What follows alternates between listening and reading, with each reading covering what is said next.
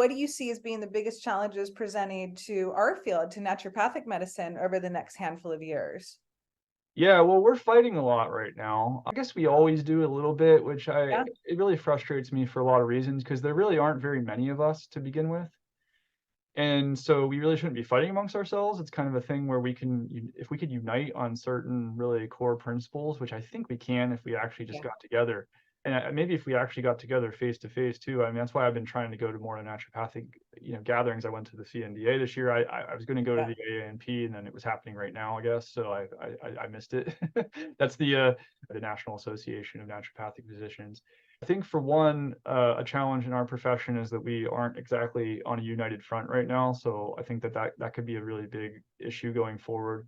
We're kind of divided between, I'm more traditional, you're more integrative, and that's not necessarily a bad thing. It's okay that people are operating, differently and on that spectrum and that plane. It's important to kind of be working in those areas to try to expand our scope of practice and to get more states.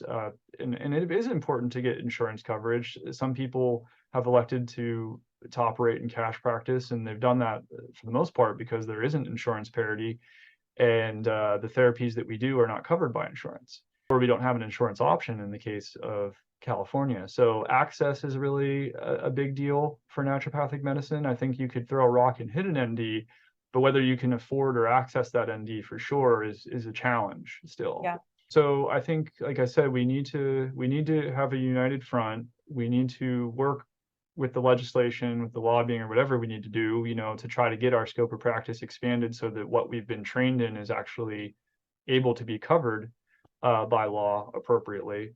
And we need to get better access to the medicine.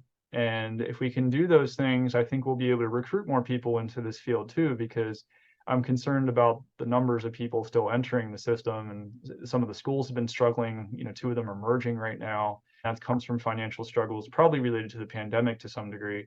yeah, But we're not getting enough people into the field that I think, and I'm not saying there aren't people that are going to change it that aren't amazing thought leaders or will be, so to speak. It's just that I think there's always power in numbers here. If you can see kind of how the chiropractors and the DOs and everybody else sort of operated and changed. So I see a lot of challenges there, as mentioned, and I think I could probably break it down to those things. Not really a united front, not really optimal access, and then not really optimal scope of practice across the United States. yeah, So even though we're in very high demand, if we don't fulfill these things effectively, we're not going to be available anyway, yeah, or only yeah, to a very small group of people. yeah.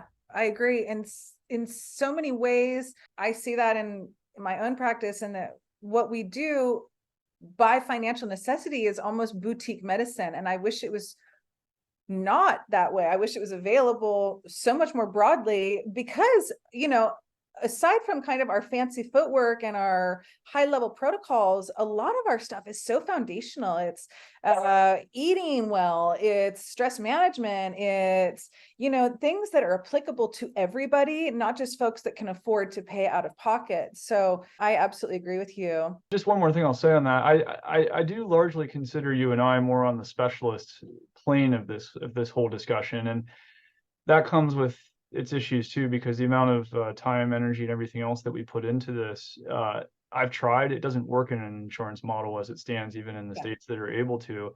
yeah, And if we were actually compensated appropriately as specialists, like a specialist would be, it wouldn't necessarily be as big of a problem to retain, that access point. yeah, So unfortunately, it has been sort of self-preservation for us to have to adapt and change to the system because it's really a systemic issue.